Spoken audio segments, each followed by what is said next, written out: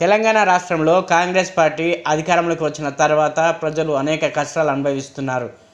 ఇక ముఖ్యంగా బిందె నీళ్ల కోసం వ్యవసాయ బావుల వద్ద పరుగులు పెడుతున్నారని మహిళలు మహబూబాబాద్ జిల్లా నర్సింహులపేట మండలంలోని బాసుతండా గ్రామ పంచాయతీకి కొద్ది రోజులుగా మిషన్ భగీరథ నీరు రాకపోవడంతో పాటు తాగునీటి బావికి ఉన్న మోటార్ 5 రోజుల క్రితం కాలిపోవడంతో తండా ప్రజల నీళ్ల కోసం అష్ట కష్టాలు పడుతున్నారు. అధికారులకు విన్నవించినా ఎలాంటి ఫలితం లేదని వాపోతున్నారు.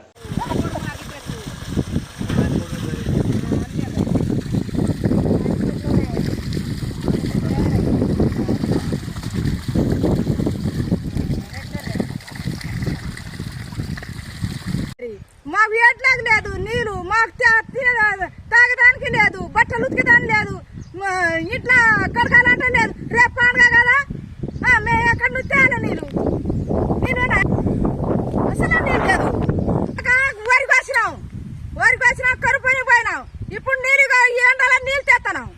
ఎక్కడ తాగాలి మేము? నీళ్ళు లేదు, గోస తెస్తున్నాం మేము నీళ్ళు. ఇప్పుడు ఇంటి ముంగట నీళ్ళు తోలాలంటే లేదు, ఇంట్లో కడగాలంటే ఇంట్లో నీళ్ళు లేదు. ఇట్లా ఉండాలి. పండుగ రోజు ఆఖరి పండుగ కాదు ఇది, దీపావళి.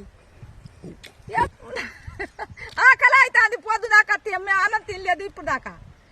ఎట్లాగ లేదు, మనుషులాగా లేదు, బట్టలు తాగ లేదు. ఏం చేయాలి ఇంకా? అగో అగో అగో